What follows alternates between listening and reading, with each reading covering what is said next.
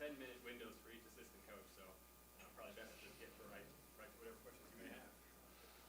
Fire away.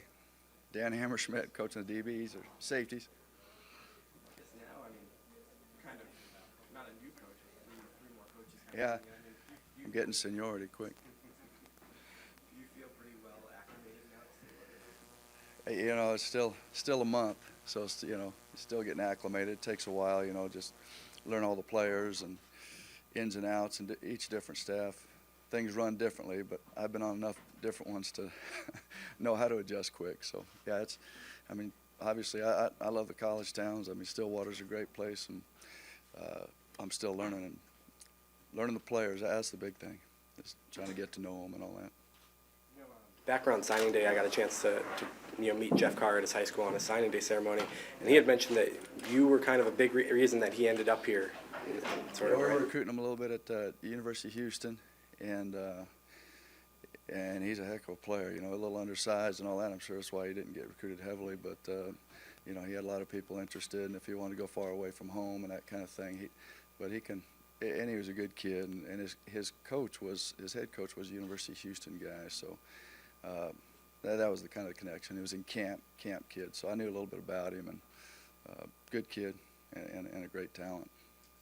Here, and OSU's looking for running back, and so do you say to Mike, you know, this? No, I don't say anything to Mike.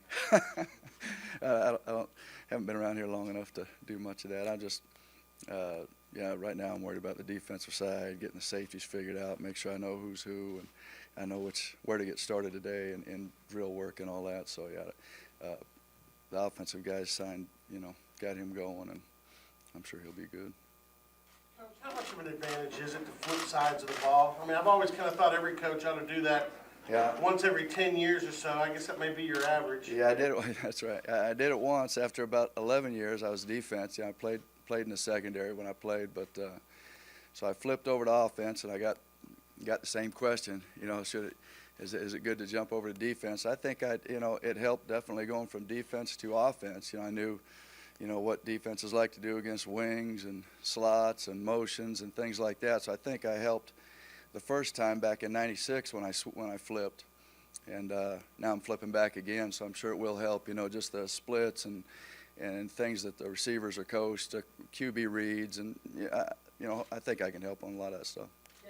Glenn said you'll be the guy in the meeting room with the defense and say, hey, this is what they're trying to do, guys, because you were in that meeting room a year ago. Right, and a lot of these offenses are the same. You know, a lot of them come from the same tree. You know, these, especially in the Big 12, the spread and the high tempo. And I've been involved with a few different kind of, and we ran the Leach system at University of Houston. So a lot of the terminology is the same, and the reads and why they motion guys and things like that.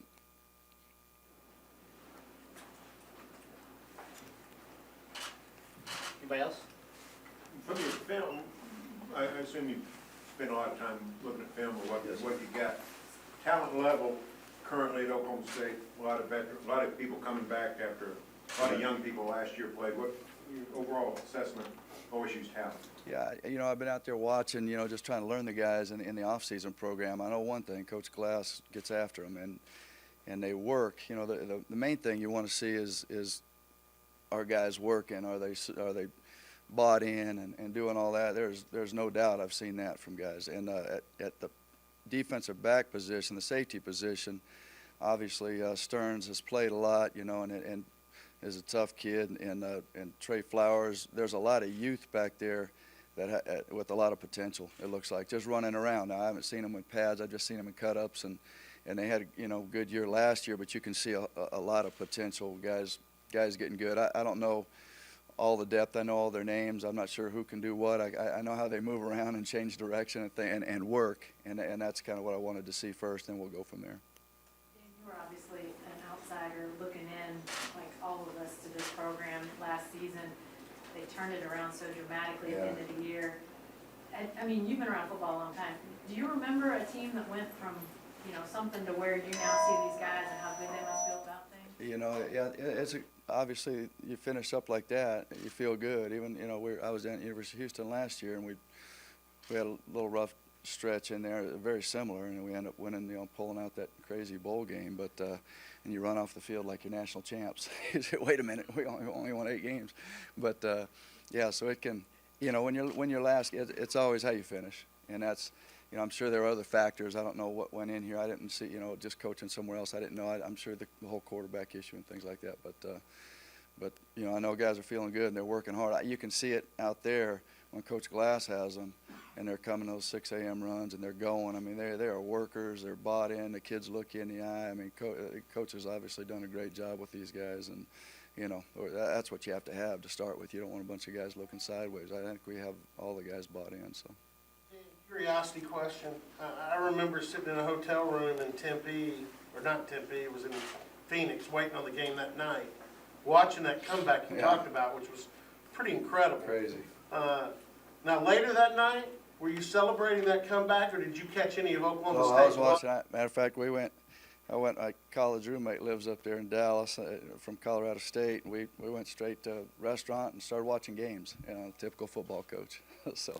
No, I watched the whole game. Saw Ramon. The first thing I talked to Glenn afterwards, I said, "Man, that number 18. Ramon had a nice game, and a lot of guys showed up, and obviously the big lineman catching the balls, and it was a fun game to watch. I think I caught it right after you may have been up early by a couple touchdowns, and I turned it on. But it was a great game. Just looking at the OSU program from afar, what's been your assessment of how it's progressed over the years, both in success and facilities and just going up the food chain? Obviously, unbelievable facilities, and I've seen most of them around the country, Oregon's and all those, and they've done a great job with these. I mean, first class, and I can't imagine a recruit coming here thinking, wanting to go anywhere else, really. And they've done a great job throughout the years. I mean, you talk about players in the NFL, and to me, it's always been a great tradition and history at school. And I remember when I'm from San Diego, I went to a Holiday Bowl back when Coach and Barry Sanders and all that played. I was at all the Holiday Bowls. I was actually a ball boy at the Holiday Bowl when Lee Corso was the head coach at Indiana, I think, against BYU. I remember stepping on his headsets as he was running down the sideline. I yanked his headphones off, and he snapped me. He came back and got after me. But I asked him when I was coordinator at Colorado State, he came back in to interview us on Thursday. I said, "Coach, you remember that little ball boy that ripped those headsets off of you?" "That was you," he said. So I was, but ever since, haven't paid close attention to them, obviously, because I've been coaching other places, but great history, tough guys, great players in the NFL, and great tradition. Last question. Everybody good? Thank you very much. Thanks, Dan. Appreciate it. Good job.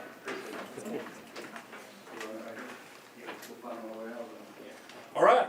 For those who don't know me, I'm Greg Atkins, the new offensive line coach here. So I'll open up for questions.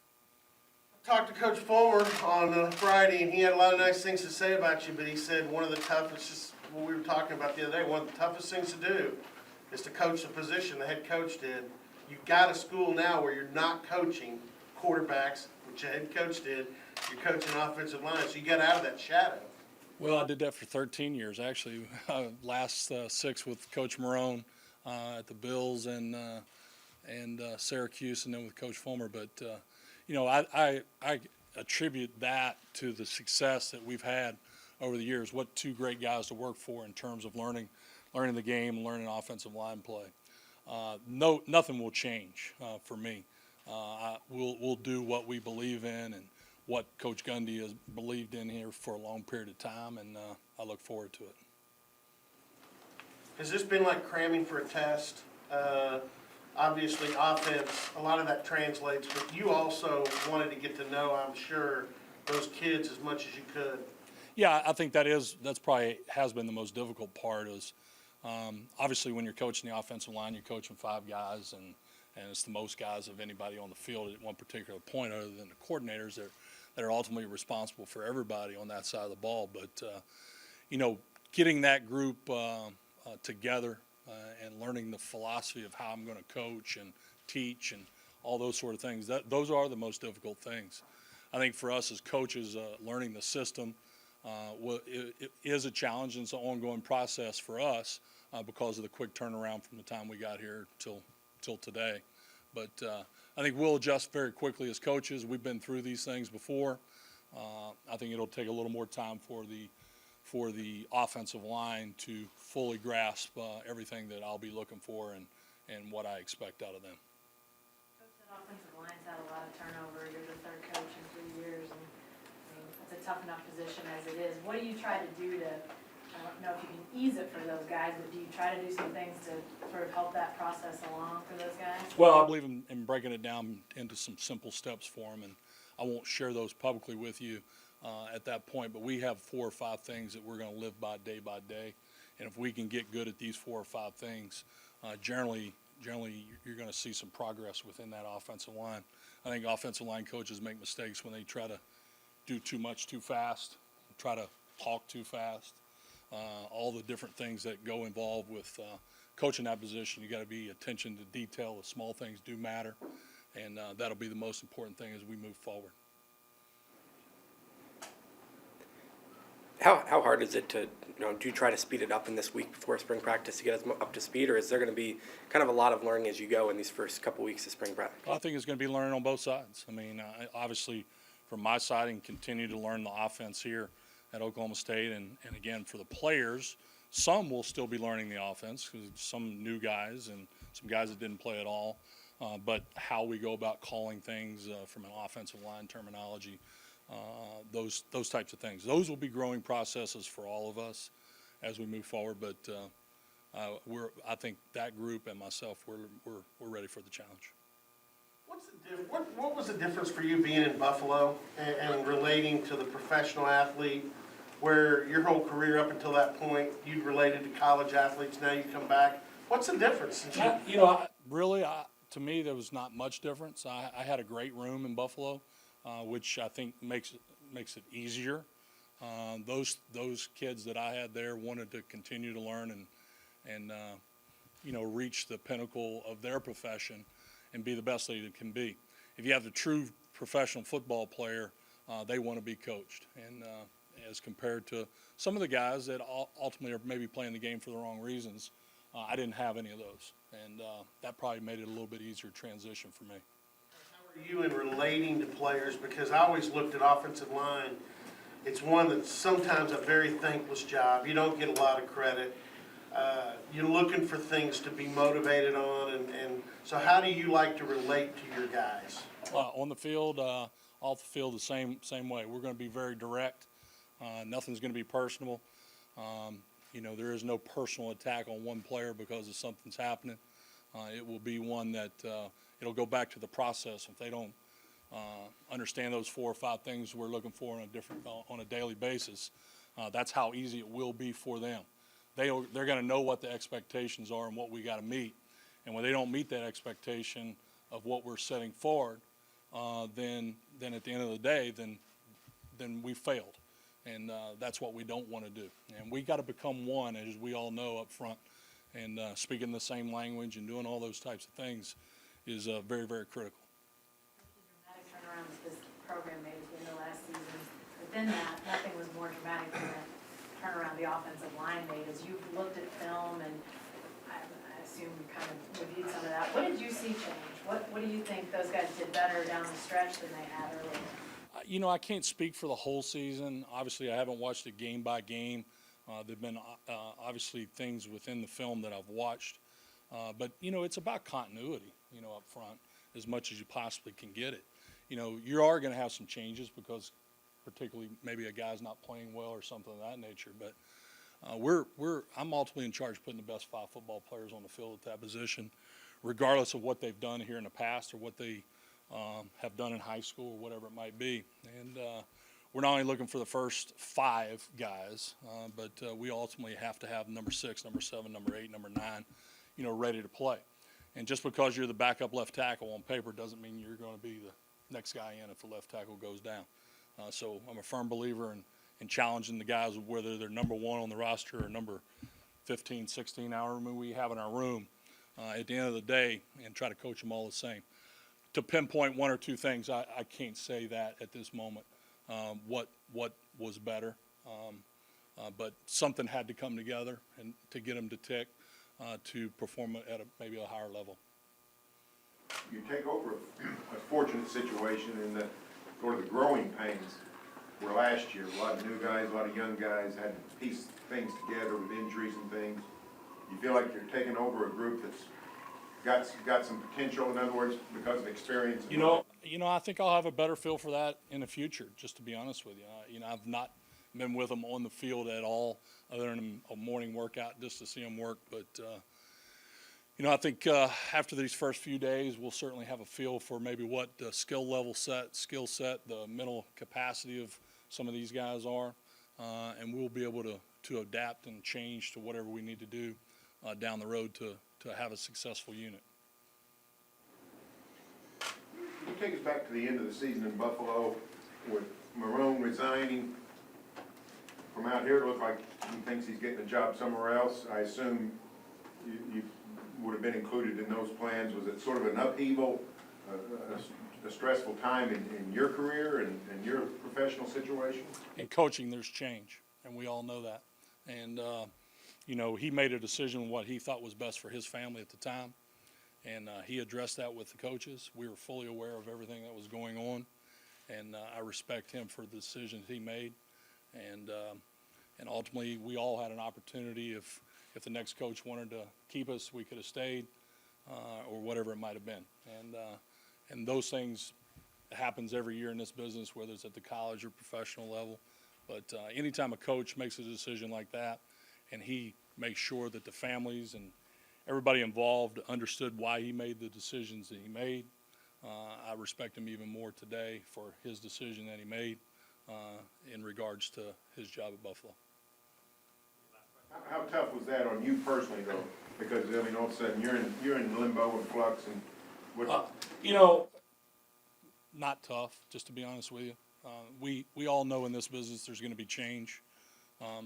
At the end of the day, if you can go to sleep and put your head down on the pillow and say you did the best job you can, you feel good about what you personally have gotten done and what you got done as a staff. And those are the kind of people that a lot of head coaches like to assemble on a staff, that guys that are going to put their nose to the grindstone and go to work for those common calls. And that's what we were doing there at that time. Been snow days when there are no snow, like fall and stuff. One more time. Has the biggest adjustment been snow days when there is no snow? I didn't mind the snow all that much, Buffalo. Besides maybe the 72 inches we had in 48 hours, where you're not able to leave the building and you have to go somewhere else to play a game. I thought that was kind of cool. We won the game though, and no, it really didn't bother me that much. I'm from West Virginia. I'm originally from West Virginia, so that stuff doesn't bother me. How did you get to the airport for that one? I never actually left the office. When I came into work on Monday, all this stuff hit Tuesday morning up there, and then I was there until we left on Friday. So I was there at the office and didn't have it. Thank goodness we had a guy that could do our laundry, because we were there for 5 days or so. Had to get some laundry clean, and got on a plane and went to Detroit and practiced a couple days and played on Monday and came back. And then still couldn't get in my condo there because of the snow. But it's all right. It's part of the element. Don't dig your cleats in too deep. There's always time to adjust. That's the way I always look at it. Anything else, Coach? Thank you. I appreciate it.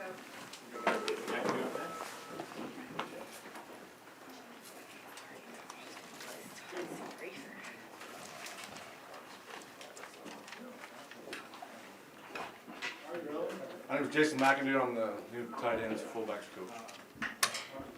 Okay, your best snow story. You've been up in Montana, so surely you got one. Best snow story was actually probably this year's playoff game against South Dakota State, first round playoffs. Of course, instead of getting a Southland team that we typically played at Montana State, we drew South Dakota State. So the game might as well have been in Brookings, South Dakota, because it ended up being a blizzard that day, about 12 inches of snow, and I think it ended up being about -20. So when we came out and their whole entire team's in no sleeves and gloves, home field advantage kind of went away. So.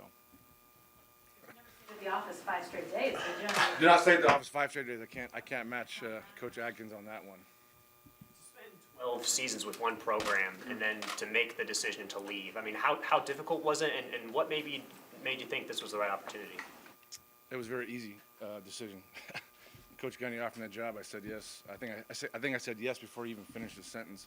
When I got into college coaching in 2003 at Montana State, my entire philosophy is it hasn't been to bounce around. You know, to me, it's quality of life. It's not about quantity or how many places I can go. It's about having the right opportunity for myself and my family. And we just loved Bozeman. And it was a great place. We had a great place in the south side of town and really loved the community, and we're a big part of it. So my wife and I think the one thing that we looked at over the years was just we wanted to find the right fit. It was all about the right fit. And just being here for a week in Stillwater, I mean, this is exactly the type of place that we were looking for. My wife grew up. She was in rodeo and agriculture. My mother-in-law and father-in-law, they're ranchers. My kids do 4-H. They show steers. So most coaches just pack up their boxes and head down. When we come down to Stillwater from Bozeman, we're going to have to pack up our steers and bring 3 steers along with us. So it's just been great, and being able to drive around Stillwater, the people have been great, and we're really excited to get here. How do you see this working? Because I know Coach Gundy, the other day when this was announced, said you coach tight ends, but obviously tight ends is going to be very involved with the O-line, and he said he and Greg will work a lot together. Yes, sir. I think, number one, it's been awesome to work with Coach Atkins. You know, the places he's been, I've really just sat in the room and just shut my mouth and just listen, you know, and just kind of ride his coattails a little bit. But yes, the tight end position, O-line position is going to work hand in hand. One of the things Coach Gundy wants here is to be able to run the ball. And the tight ends are going to be an intricate part of that, and the fullbacks also. So being able to take that room and include them in the run game is going to be huge. I think one of the things that I felt was up front, and as we met as a staff and kind of built it, was I felt like the tight ends, fullbacks needed a room. In the past couple of years, they've bounced between the running back coach and the inside receiver coach, and to me, that group needed an identity. That group needed to hang their hat somewhere. So there's lots of really nice meeting rooms over there. So this is actually the first time that those guys have actually got to sit in their own meeting room, and we're just going to meet as a group, and we're going to build our identity together. And they were like kids in a candy store. You know, it's been great to get to know those guys, and it's a dynamic group. And you know, I told the guys as much offense as they want to give us, and the more they want to keep us on the field, that's awesome. So we're going to take all the plays that we can get. Last year at Montana State, we kind of did a 12 personnel spread up tempo offense, so I'm familiar with that. And I'm just excited to really get going with this group. You mentioned some things about Stillwater that made this a good fit for you, but what made this a good fit for you, strictly from a career standpoint? Well, anytime you can go from the Big Sky to the Big 12, thumbs up on that one. Just the way you write it up. I think my path is probably a little bit different than some coaches. I probably you'd say my path is kind of like Coach Yursich's situation a couple years ago when he went from D2 to here. Literally, I was sitting in my office that Thursday morning, and I looked down at the phone and it said Coach Mike Gundy on my phone. So I closed the door and took the call, of course. And we had a great talk. I mean, he asked me 3 questions. The first question was, it's a tight end, fullback position. Would you be available? Again, I answered yes before he finished the sentence. So then we talked a little bit. And then the second question, he asked me if my wife would want to move to Stillwater. And being a rodeo gal and you know, agriculture base, we had studied Stillwater, and so I said yes again before he finished the sentence. And then third question, he asked if my head coach knew what was going on. I said he will after I get off the phone with you. He said, great, I'm going to make a few phone calls. So then the time went by, and it felt like Jeopardy. I think I had the Jeopardy thing going on my head. And then he called me at 2 o'clock and said he talked to the guys I needed to talk to and offered me the job at 2 o'clock. And I think, again, I said yes before he finished the sentence. So, yeah, it's just been kind of a whirlwind. I don't think my feet have touched the ground yet. You know, and a place like this is just, every time I turn the corner, I feel like a kid in a candy store. You know, just all the amenities we have here and just everything that's available. But again, I think no matter what level you're at, whether it's the Big Sky level or the Big 12 level, it comes down to people. You know, people make the place. So whether it's the community or the coaches or the support staff, it's been really awesome just to be a part of that and get going. Coach, you talk about your background, but then Coach Atkins coming from the NFL, Mike coming from a smaller school. I mean, the mix of guys that are on this coaching staff, how does that all work together? Because you all come at it from some various backgrounds. It's been great. I tell you what, to me, one of the funnest things is when you sit in the staff room and talk ball. I mean, everybody's got different ideas. So the innovation and hey, I've done that. Hey, I did this. Hey, I did that back over here. So just being together for a week has just been great to work with these guys. And I'll tell you what, Coach Yurcich has been awesome because I worked with some guys that are very staunch. They only wanted to do it their way. They didn't want to do anything else. And you know, Mike's great because he's like, hey, I don't know that. Teach me. I'm wide open. I want to be an innovator. I want to keep cutting edge. And so this last week, I mean, I think we were meeting from 7 in the morning till 6 at night. I mean, we were grinding pretty hard last week, obviously with a quick learning curve here. But it's just been it's been great. What was your connection with Mike Gundy? Did you ever have any dealings with him before that phone call? No, sir. I had never talked to him before. I think the connection was probably Coach Dabo Sweeney at Clemson. 2011, I was the AFCA Coach of the Year award winner, and my wife and I were in San Antonio, Texas. We were on the elevator. Coach Sweeney and his wife got on the elevator. My wife's a very talkative, outgoing person, so she said, I love your jacket and I love your shoes. Conversation ensued. We walked with the Sweeneys about 5-6 blocks to the convention center. I asked Coach Sweeney if I can keep in touch with him. So once a month for a year, I emailed him every month. I just asked him questions. He emailed me right back. I'll fast forward a little bit, and then not this convention, but last year's convention, so it would have been the 2013 convention. Coach Sweeney met with me in Indianapolis, and Coach Sweeney is good friends with Coach Gundy. And Coach Sweeney said, hey, I just want to let you know I recommended you for the O-line job to Coach Gundy. I think you do a great job. So to me, that's kind of where the door kind of opened up. I applied. I sent my resume in. I was kind of in the mix last year. Just didn't go that way. I never talked to Coach Gundy, though. I never touched base with him. Coach Casey Dunn, wide receiver coach, was at Washington State after I played. He came to Washington State, so he's familiar with the coaches, Coach Price and my position coaches. So I was kind of going through Casey this year, and then kind of reapplied. I called Coach Sweeney and said, Coach, you recommended me to Coach Gundy last year. Is there any way you could possibly do it again this year? So Coach Gundy didn't exactly say what it was, but I'm assuming that's maybe what it was. But I think the piece for me is I made a decision to go out and work the Clemson football camp last summer. Coach Sweeney invited myself and my son to go out to work the camp. So I was there for 6 days coaching. And in the coaching world right now, if you don't know somebody, if they don't know you and they can't stand on the table for you, then they're not going to recommend you. So by going out there and physically being able to coach and be there, and Coach Sweeney would be right for me to that chair watching me coach. So I think this year when he called and talked to Coach Gundy again, I'm assuming that maybe that was the piece. But either way, it was awesome to get the phone call. So. We're on a short time here, so maybe last question for Green.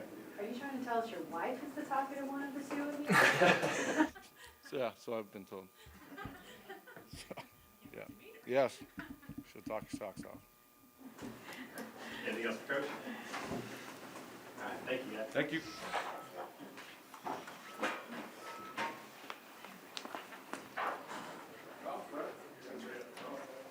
How are you guys?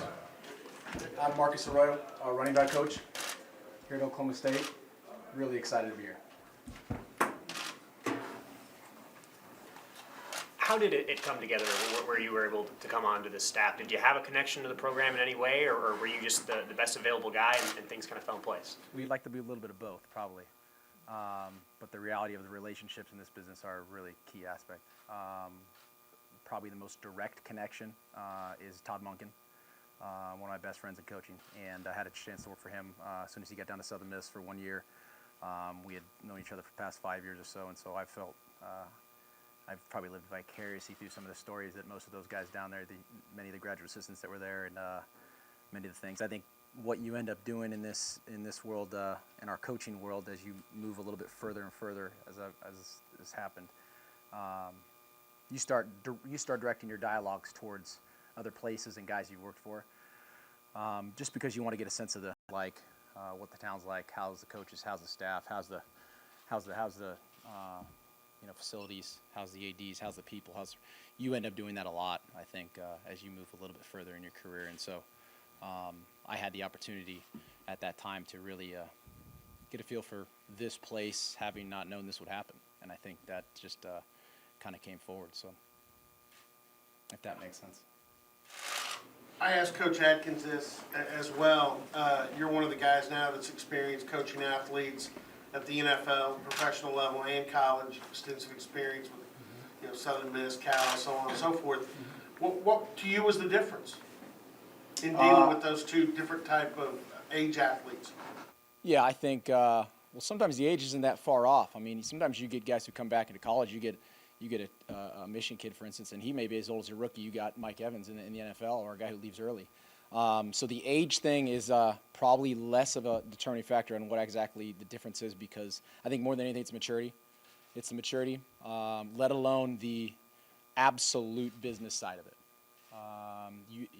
If there's probably two things that you get a chance, you're more hands-on in college, and you have a chance to develop guys off the field more directly in college. That's probably the biggest thing. That's nothing none of us know. That's nothing nobody knows. That's basically something that everyone's aware of, I think. But the NFL is great. If it's very engaging. It's a high level. It's a big learning curve. It's a great opportunity to enhance your skills, and grateful for the opportunity. But more than anything, I think the chance to come back and work with college kids, develop them, get into homes, recruit, have a staff that you feel you get a little closer with, and is probably the common thread to guys where they go in and out. And I think they're probably similar to Coach Atkins in a lot of ways. How would you characterize your experience last year with the Bucks, being thrown into a play calling role so quickly? I mean, what was it? You feel like you were under a lot of pressure? I mean, what was it like? I'm not going to go too deep into that, just because I'm super focused on this place. Absolutely, had a great experience, a very interesting situation, and thankful for the opportunity to do so. And I'm just glad that I have more knowledge to basically come forth and continue learning and helping, and that's really what I have for that. The other day, Coach Gundy paid you a huge compliment. Said he goes, "Wait till you meet this guy. This guy's a highly intelligent coach." I think he said your future mobility in this business, there is no top for you. So talk about adapting to the running back position, which for you will be an adaptation. Sure, I think. I tell you, when the opportunity arose, it was an interesting one, because I didn't hesitate at the position. I didn't hesitate to reach out to him when it was there. And there was, I was fortunate to have an opportunity to sit a year out if I wanted to. And I'm just not that type. I just didn't see that for who I am. And so the running back position didn't scare me. The only reason I say that, and I don't know, I have not coached running backs specifically at any time. And I'm more excited about it than probably anything. But from the early stages, when you get into the Prairie View A&Ms, or you get into your San Jose States, and you get your opportunity at your Wyomings to coach and coordinate at a young age, you get your hands in on everything. You're watching everything. You're in the backfield, and a lot of times you're with younger coaches too. And so you get a chance to coach them, and they get a chance to coach you, and guys who played the position that I've worked for that may have been on our staff as a running back coach.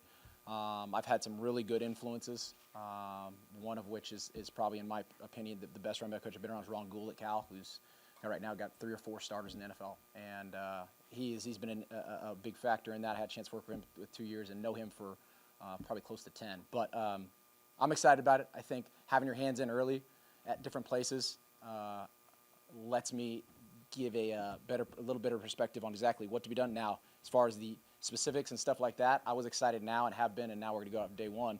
I get to now do those details, which I've studied for so long. When you write your playbook as a coordinator and you do those things, you end up doing it, handing it over and watching it. Now you get to roll your sleeves up and get with it, and I'm excited about that. Did Mike Gundy tell you how wiped out your position was? No, this is tailback you, but you're sort of short of running backs. I got a great group. I walked into a group of I think 7 or 8 guys. I'm excited to get them out there today. I think get a chance to get it going again. And I know in the past there's been some great guys with the Sanders and Salvages and Thurman Thomases and Kendall Hunters and Millers and a lot of those the Fenmores. I mean, this is tailback you. And to get back in those 2,000-yard categories and 35 touchdowns, that's where we're headed. Especially exciting in that sometimes you walk into a position, whatever it is, but especially running back, where there's a demonstrative guy there already in place. You're going to be asked to develop, whether it's a guy here in the room this spring or some of the guys coming in this summer, you're going to be asked to do developing. with these guys. They're not, you don't have any finished products, it wouldn't seem. Yeah, and I don't know if, and I may be just one of the few who haven't had that luxury, but that's at every position. That's at every level. That's at every place you're at. You got to go in and you got to develop a guy. You know, at the quarterback position, you get one. That's it. You know, only the reps are very limited. At running backs, you may get a little bit of you get a little bit of group. You know, you get a little bit of a couple guys who maybe carried a load. You know, I mean, the past seasons, you guys have had guys with over 100 each carries. I mean, a couple guys. So I'm excited about finding that one or the two guys and then build from there. If it takes three, it takes three. But at the end of the day, being productive and efficient in the backfield is the foremost goal for us. Who it's hung on is not going to be me. I'll just be, you know, the catalyst to help in the room and then get out there and hold them accountable. Those guys will do it, and whoever it's going to be, whether it's going to be a guy coming in or it's a guy that I got in the room right now, we're going to establish that run, and there's no doubt about it.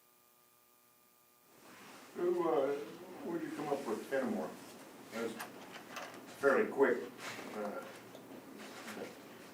Well, I think anytime you walk into a job, I think, and this I think Dick Tomey was probably my number one influence in coaching, and he's been coaching forever. You got to be careful of just taking a job because of what you see on ESPN. You got to do some research. You got to find out who's been there. Is it ingrained in Stillwater to have the things that are going to make for successful football? I probably have made that mistake of not doing that early in my career, and I think that goes with any young coach.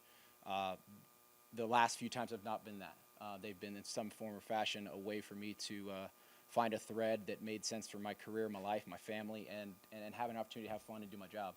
And when you decide that you're going to go for the running back coach at Oklahoma State, you better look back in the book. Last question for Coach. Thanks, guys. Good day.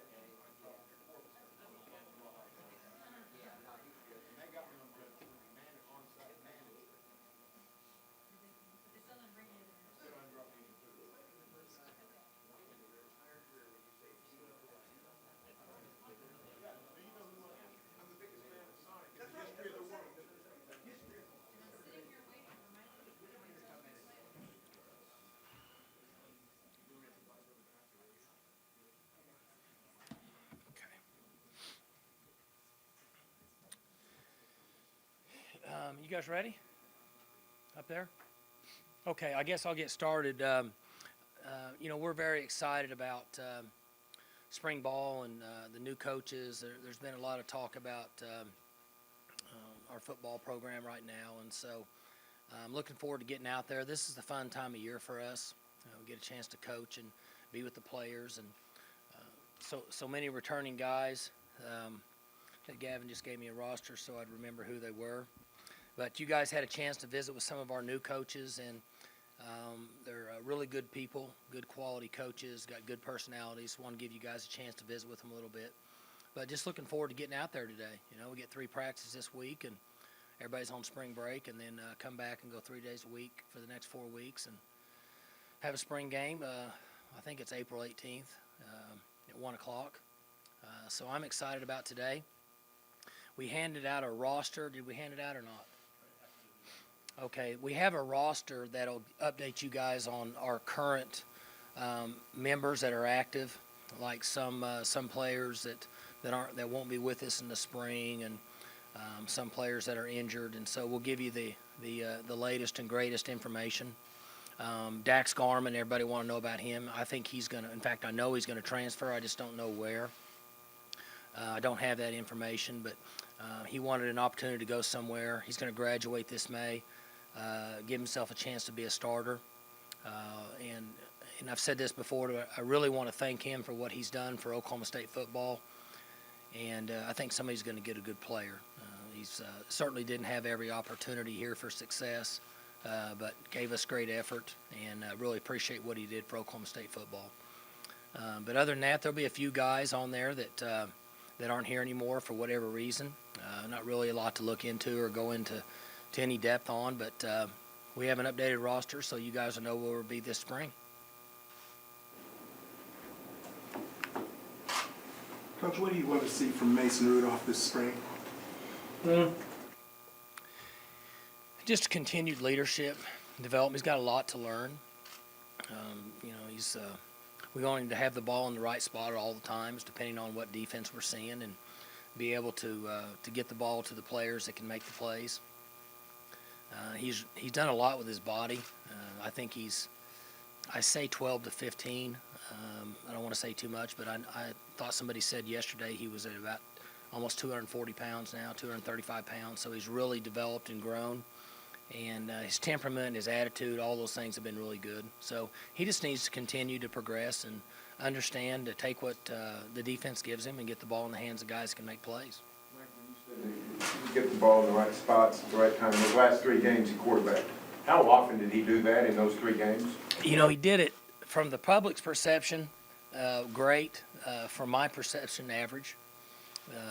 But we went through a period there, Barry, that we were not very good, and so anything that was decent looked pretty good. For being a true freshman in that circumstance, those circumstances, where we played, who we were playing, it was pretty good. But for what direction we're going in the future, he needs to improve in a lot of areas, and he knows that. But we got a lot out of him those last 3 games. Toughness, some leadership, and a little bit of grit, really, more so than anything. Obviously some good moments late last year. The year before, there were some quarterbacks in the league that were freshmen that had good moments too and came back and struggled for whatever reason. What's the key for him to build on last year and not take a step back or have that sophomore slump? Yeah, a little bit about what I talked about earlier is understanding our offense and being able to delegate the ball to the people who can make plays, and not doing too much. I think sometimes quarterbacks try to do too much. Well, we see it in every sport. Guys that are struggling at the plate try to make too many plays instead of just, taking what pitches they get. Same thing in basketball. Got to dish the ball to the guy that's open. You can't try to do too much if they're getting double teamed. Same thing in football. If they're taking away the throw, Brandon Whedon and Zach Robinson did a great job of saying, okay, we're going to run the football. And as he grows in that area, I think we'll be a better football team. Might sound like a silly question, but how important is it to have the numbers to actually go through and have a spring game? And what is? Well, and it's certainly not, but it's just encouraging for us and for me, for the staff, because you want you want to be as competitive and as physical as you can in the spring, but you also have to be smart. And we went through a time a year ago when we lost really 33 players, and so it was difficult to practice at the tempo and the pace that we wanted to. In all positions other than the offensive line, I'm really comfortable with our football team. We're better, and we have more depth now than we had in the offensive line, but we're still not where we need to be a year from now. But knock on wood, it should give us a chance to be really physical, up-tempo in the spring, and we would love to divide teams up and play a spring game. And that's why we've scheduled it.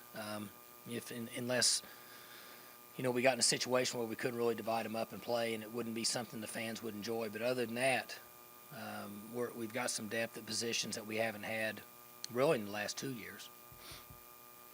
One of those positions seems to be offensive line. Last year, you were trying a bunch of different combinations up front to try to make it work.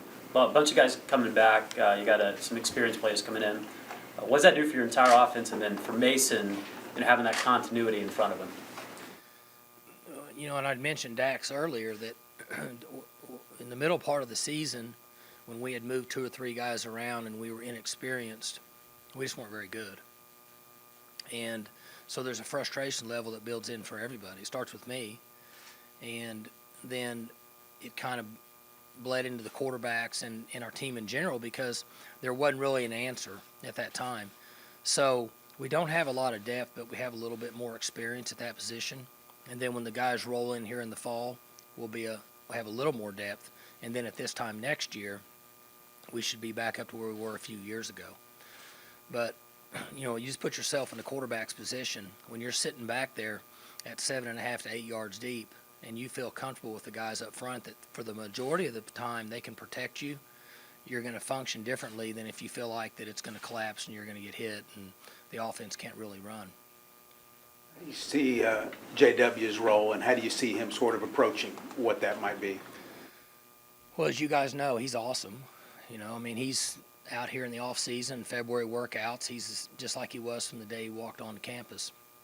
And he's going to get that percentage of reps in the spring that a backup would get, and then we'll have a package for him of things that we think he can do to help us that Mason really is not built for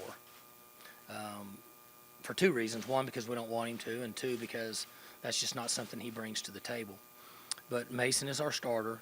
JW will get those backup reps, but then there'll also be a package that he can give us that we think helps us next season.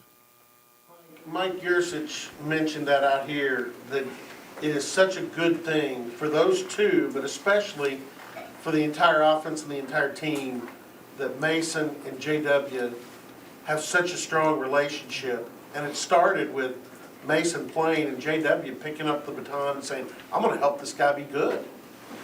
We've been lucky here the last 3 or 4 years as quarterbacks roll in and out, and I think you're seeing that more in college football and in this league where there's different players that have a chance to play on game day. It's considerably different than it was 5 years ago. And so they have to have a good relationship. And sometimes it benefits us as a team, and then sometimes you have a young man that really doesn't buy in. And so it makes it more difficult for us to have success. But they get along good, very supportive at home, their families, and that makes it easier for us. So we're very fortunate. And, we have Kolar and then Todd Mays, who will get some of those third-team reps doing some different things on offense. And then, a couple other guys that are walk-ons that have done a good job in our program that'll also get some quality work in the spring. How do you feel about the possibility that Ricky Childs could, really kind of strengthen his position in the running back group and maybe, give himself a better status there? Bill, we've talked to Rennie and had a conversation that I don't mind sharing with you, that now is his opportunity to establish himself in that role. And he has to make that choice. We've been very fortunate here for a number of years that we've had guys step up and make plays. We went through a lull again here, games 5 through 10, where Dez Rowland who'd been good for us, was having some issues for a variety of reasons, and so we were very average. But then once he came around later in the year, he kind of solidified the position we've had here for the last 6 or 8 years. And Rennie has a choice now to step up, and he's got to make those plays. We have to trust him to carry the ball 20 times a game. He has to be physical. He has to be reliable. And he's going to have every opportunity to take that. And so, I don't know what else you could ask for. Bragging on signing day about Carson, bragging about Jeff Carr, but it's not going to bother you at all. Really, Childs blows the top off of it, right? And has a great spring. The times that we've been really good here on offense, we've had multiple backs make a lot of plays for us. Just recently, when Joseph Randall and Kendall were in the backfield, both of them had great success, and Joseph came back and was a 1,000-yard rusher and an all-league player, and Kendall went on and, I don't know, was 4th-round pick or whatever round he was at San Francisco. And that's really what we need to happen for our football team, because we want 80 football plays in a game. We want 40 passes and we want 40 runs, and we don't feel like that one guy can carry the ball 30 times in a game. We need a guy that can carry the ball 20 and a couple other guys that can carry it 10 and 10 or 15 and 5 or 7, whatever. And that's really what we're looking for. But Chris is not here right now. We're excited about what he brings to the table. Jeff is not here right now. Sione's coming off of an injury, okay? Raymond's working his way into the depth chart. So Rennie has every opportunity now to say, I'm going to be the guy that gets it done. Is Mays going to be a quarterback full-time, or are you going to move him around? He's going to start out at running back. So if on the depth chart, Kevin and Gavin did a good job here. They got him at running back. That's where he's going to be. And then there's times he'll play quarterback for us. Any position switches or maybe kind of experimenting with anything during the spring? Not that I know of. No. Everybody's in where the depth chart that we have, or the roster, is pretty accurate. There were moments where Blake Jarwin had, big catch, big play after the catch. And then in Seton in the Bedlam game was open in the middle of the field. You made nice plays with him. Do you expect that will be a bigger part of the passing game this year? Sure, and I'm glad you brought Seton up. Seton will limit his reps in the spring because we have a number of young fullbacks and tight ends that we want to get a lot of work. Seton's a veteran guy that's been around. He's going to play both positions for us, but he'll get just a limited reps in the spring, and these young guys will get a lot of work. But Jarwin is really doing well.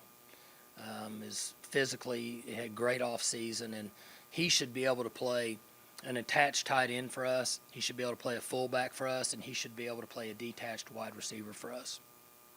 Bill mentioned Rennie, and I know it's not something you publish, but the talk around was that he really increased his speed in the offseason when he was clocked. And Doolittle is another guy that ran really well. And I know you lost maybe one of the fastest players in all of college football, but has your team speed increased? It could. They get so much better now, Robert, with Coach Glass, and I hate to keep bragging on him, but he does such an amazing job with them that you really want to see him play fast. And we've all seen players that run really well, and then there's some players that run well and they carry their pads and play well in games. And so that's what we're looking for. But when we've gone through the off season in February, and I've watched the players, and this is a very physically developed, fast football team. We'll find out how good they are, but they're very impressive when you watch them in the off season. The new assistants came in and talked about sort of how they felt like they all ended up here. There were some interesting connections of guys in the business that may have been the conduit. Maybe it's always been that way, I don't know, but was it fun? Is it interesting for you to try to make the puzzle work when you go out to try to find guys like you had to this time around? It was very difficult, to be honest with you, Jenny, this time. Several things. First off is that all of us in this profession are overpaid, and it creates an issue. Some coaches have multi-year deals, and it's trickling from head coaches down to assistant coaches. Guys are making a lot of money. Sometimes they're a little bit out of the budget for what Oklahoma State can justify somewhat. And then we have a staff on hand that's done a great job, a lot of guys that have been here for years. And so, to be completely honest with you, you hate to bring guys in and really overpay them compared to the loyalty that you have on your staff. And then for the first time, really for me, I've had to deal with a little bit of the NFL contract, and that's very foreign to me. So as I mentioned in the release, it took several weeks. Mike Holder was very instrumental in playing a partner with me and helping. And kind of like everybody else in the state, I guess I kind of jump on the Thunder bandwagon there for a while. I felt like Sam Presti, you know, trying to get everything in check and getting the right people here and meeting the budget and all that. But it was an interesting process this time, and then Jamal Singleton got offered the special teams coordinator and running back position right at the end, and so that threw me a little bit of a curveball because you really try to match personnel, staff alignment with the personality that fits your staff, and so I was kind of in a different situation there right at the end. But I'm really excited about the guys that we hired. I think they can bring a lot. And really the three on offense have gotten a lot of the attention, but Dan brings a lot to us defensively, a lot of maturity, a lot of experience. And so it took a number of weeks to accomplish, but it was certainly an interesting concept. And as I said, and I really meant it, I couldn't have done it without Coach Holder because he really had to bend over backwards and make some things work, so it worked out good for our organization. As you have, it's such an interesting mix of ages, experience. Right. You talk about the NFL, you've got smaller school guys involved. Was that just happen, or when you go out and I've got so many spots to fill, are you thinking we kind of want to try to hit on a lot of different notes with these guys? Well, we have a pretty good idea of what we're looking for, and then I involve some of the other staff and get their opinions, and then you have to look at who's actually out there and what's available, and can you actually facilitate it financially, and what they're looking for personally as an assistant coach. Because years ago for me, I don't know how it is for other head coaches, but assistant coaches would pursue jobs for a reason. Now assistant coaches pursue jobs for potentially what they think their goal is. So you kind of tread water in a lot of different areas. But how we ended up with two guys that came out of the NFL wasn't by design. It just ended up that they were the ones that we thought and I thought were the best on the market that could bring a lot to our offense and give input. And then on defense, Dan was out there and was a really good fit because he had Texas ties, brought some maturity, some experience that we thought could help us on game day on the defensive side of the ball. How many applicants do you get? You have 4 staff openings. How many people apply for those jobs? A lot, and honestly, that's why I changed my cell number, and I don't do it for any other reason that I don't know how people get that information. Hundreds of people apply for these jobs. I mean, it could be close to 100. I don't know about hundreds, but it could be close to 100. As busy as you are, does somebody kind of filter, is there a filter? You personally check them all? For 2 reasons. One, because I try to protect the information of people that are showing interest in our job, because the majority of them have other employment, and so I try to protect them, and then ultimately I have to make the decision, so I process all that information myself. Time in 3 years, you've had 4 staff changes, and that's why it's the least favorite part of your job. It is. It really is, because it happens at a difficult time of the year in recruiting when there's a lot of brain cells that are burned going different directions. And you're also trying to facilitate the staff and make good decisions, not only for our concept, but also our players that are on the team. You try to find a guy that best fits their personality to make everybody function as one. So maybe it's easier for other head coaches, but for me, it's a time-consuming process, and it's part of the job. I signed up for it, but it's not one of my favorite things. Curious, is Coach Atkins, did he share his story about that week in Buffalo with the 72-inch snowstorm where he stayed at the office the entire week before they went to He started to, and I said, I don't want to hear about any excuses. when you signed up at Buffalo, you knew what you were getting into. And Coach Adkins know each other at all? Because I know he's been around the SEC. How did you sort of find that he was the right fit with a guy that you didn't really know very well? I just start running some traps and talking to people, and I know I have a good idea of what I'm looking for, personality-wise, experience-wise, so on and so forth. And 2 or 3 people started talking about different guys, and I go that direction. Then I got off in this direction and that direction, and ended up in that direction. And then know people that have coached with or know them, and then I make a phone call, and it kind of all ties together. It's really a long process. I mean, I have a meeting at 1:30. I have no chance of getting it all out before then, but it's an interesting concept of how it works. I mean, you just kind of go out there and you just head in one direction. He's the third offensive line coach you've had in 3 years, and you kind of feel like you have to get it right for your players to be attached. So. And that's all part of it. One guy goes to Texas, the other guy goes to USC, and if the Green Bay Packers call, he may go to the Green Bay Packers, and then we're off on another one. But if you have the right guys, then there's always going to be other employers that are going to pursue them. That's what I found out. But you got to go find another guy and keep moving. Would we like to have them all here for at least 3 or 4 years at a time? Sure, but the market doesn't allow that to happen anymore. It's different than it ever has been, and so we do the best we can. Mike, what about those analyst spots you filled with Daryl and Bill, bringing them back after they were here before? Very lucky to get Bill and Daryl, and they can provide a lot of information for us. They both have a lot of experience and knowledge in this part of the country, and a lot of different things that we do, concepts, and they've been in staff meetings with head coaches that have had a lot of success, and so they can help me. But they can study the game.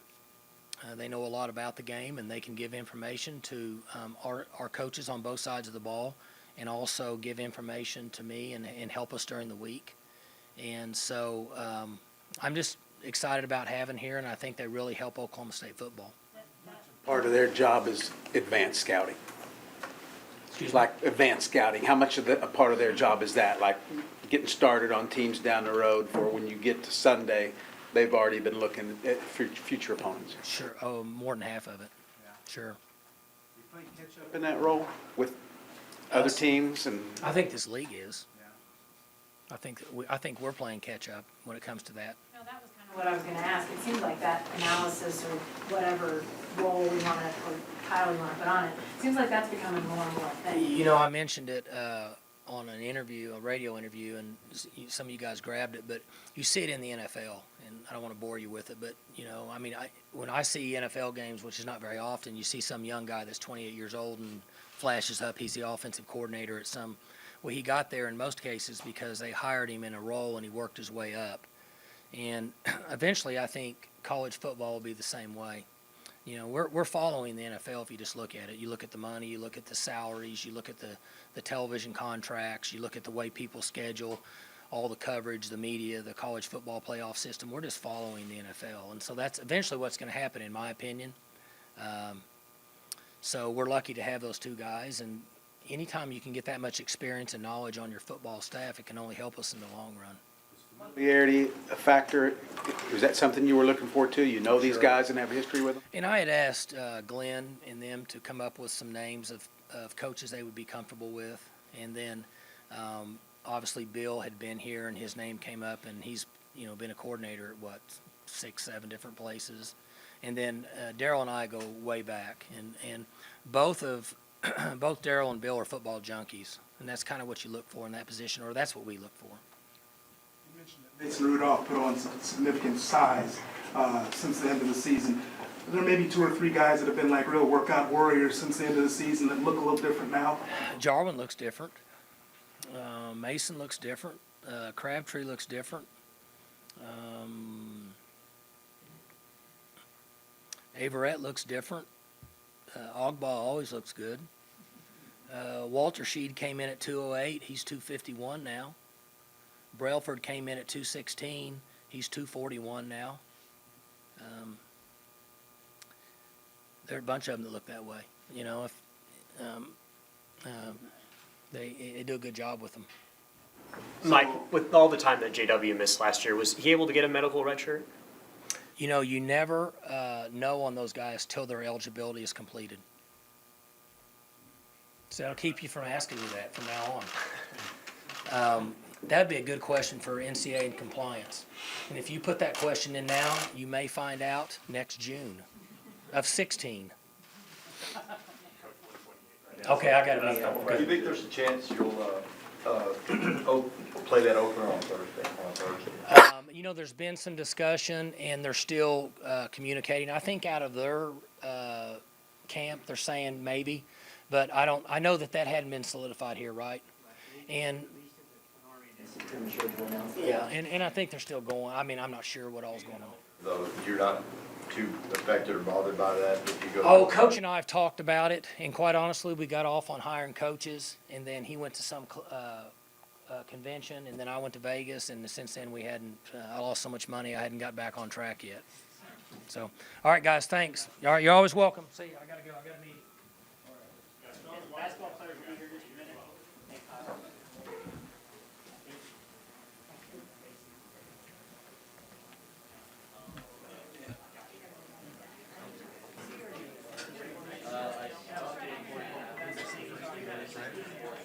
Say it again. We missed the first few minutes.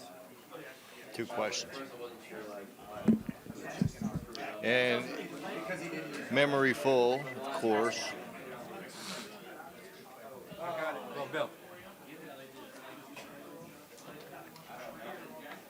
Again, just a reminder, we're going to have Travis Forward, Bill Forte, Michael Gundy.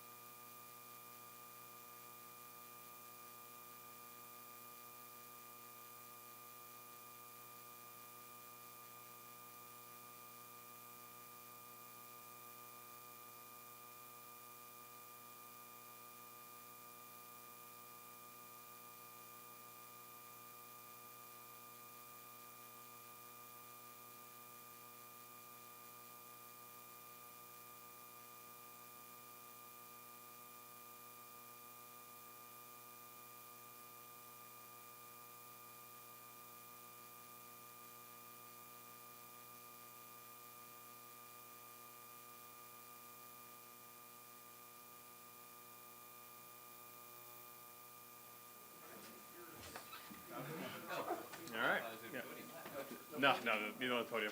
We have enough time, I don't think. So, No podium? yeah, no podium, so just go up and grab whichever one you want to grab. Do you need? We'll go down to Gundy. All right, thank you. No podium. Yeah, jump right in. Forte will be the podium. Like you guys are here.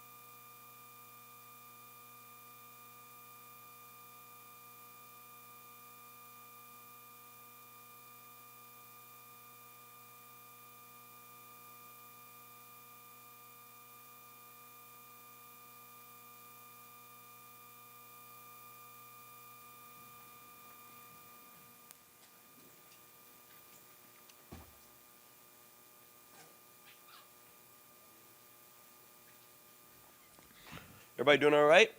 So far, So far? Just trying to stay dry. A little rainy out there. Let's do it.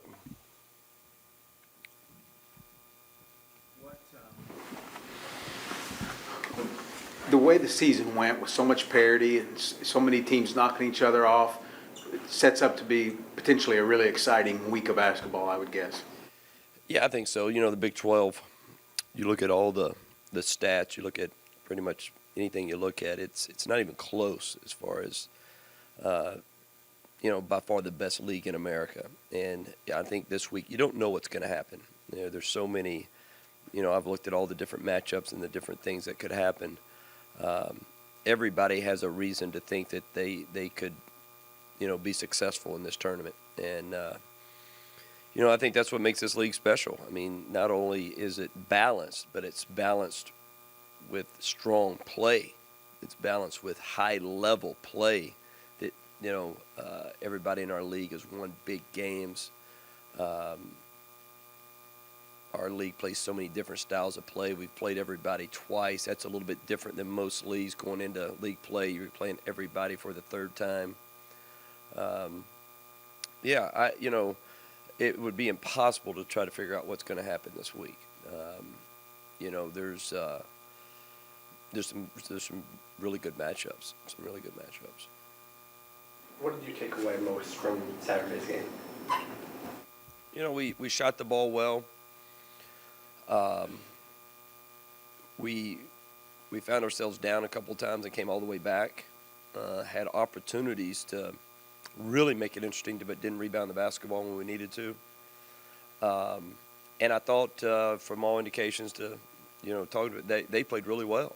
They played really well. They shot the ball really well. They played really good basketball, and we still could have been in position to make it even a closer game down the stretch. But I like that we made some shots.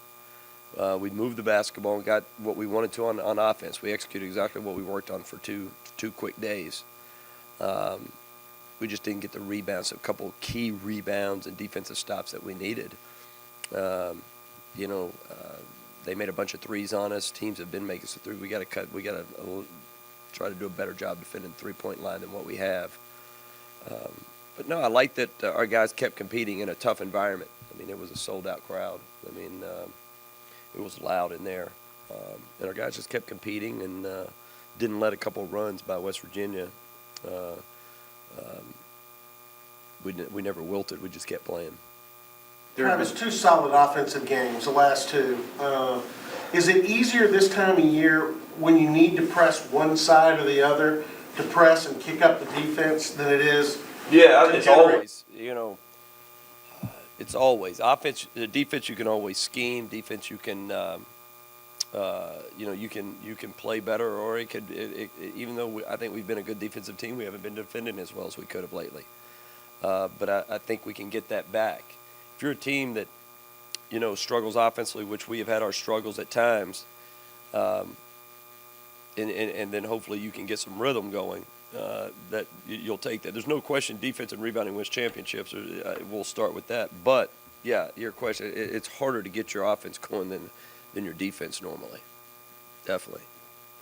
Some games this year where you rebounded well when maybe the matchup on paper didn't look like it favored you, and then you've had some games like where you haven't rebounded.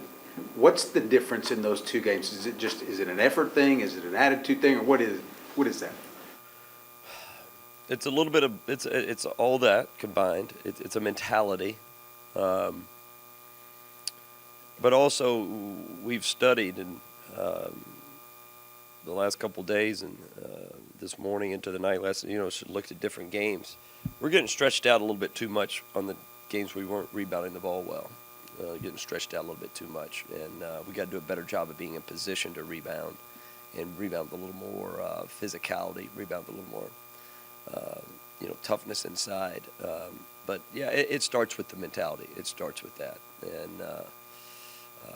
and we have rebounded with some really good basketball teams, really good rebounding teams. Our league, the Big 12, is 1 or 2 in the country in offensive rebounding teams, and traditionally this year, and our makeup of our team isn't, the strength isn't rebound. It's not going to be that. But we've shown that we can compete and it not hurt us. There have been many games where it has hurt us, specifically just that. How much, all right, here we are at the end, near the end of the season, all right? They're just analysts. How much stock do you put in the bracketology guys? Oh, I don't know. I mean, I've heard everything. I don't get too caught up into it, but I've heard everything. So I don't know how you put it when some people have us a 7, some people have you a 10. I mean, that's a lot of different. I mean, I don't understand. You know, only thing you can rely on is your body of work. Your body of work, your top, things that they say that they're looking at. And I've always said, I think there needs to even be more of a criteria. This is what you got, But they say they look at top 25, top 50, top 100 wins. They say they look at that. Well, we're top 15 in America and pretty much all that. Strength of schedule. They say they look at, did you try to have a strong schedule? We play in the #1 league in America by far. So there's going to be more losses to teams in our leagues. And then we put together a very strong non-conference schedule. And I have been told, not just lately, even over the summer, that they look, even though if you tried to make a strong schedule like we did with Missouri, like we did with Maryland, like we did with South Carolina, like we did with Memphis, and say some of those teams may not have the year they were supposed to have, whether it be injuries or just whatever it is, they're supposed to give you credit for that. Now, I'm not trying to, because we're going to have a top 12, I think, strength of schedule when it's all said and done anyway, so I don't have to fight that battle at all. We've got the numbers top, I think we've won 3 or 4 top 25 wins. We've got 6 top 50 wins, 7 or 8 top 100. I had another one. Oregon State just dropped out. That was a good win for us. So our numbers are all there. Our numbers are all there. So I don't, we just need to figure out how to play on Thursday. So the numbers are there. I mean, Phil mentioned this past week really, he didn't want to make excuses, but he said until this past week he didn't really feel kind of physically up to where he was early in the season, and whether it was the flu or whether it's just kind of the toll teams have taken on him. Have you seen that? Do you see kind of a little more energy in him? Mm-hmm. Yeah, I think I do. I think the flu took a little bit out of him because he played through it. Sometimes when you play through it, it hits you later, and I think that had a little bit to do with it. But yeah, I think the last 2 games he's had a little more pop.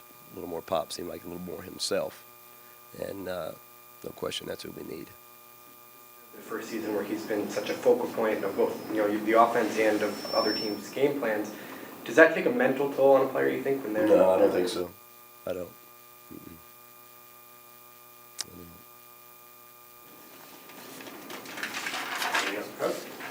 Everybody good?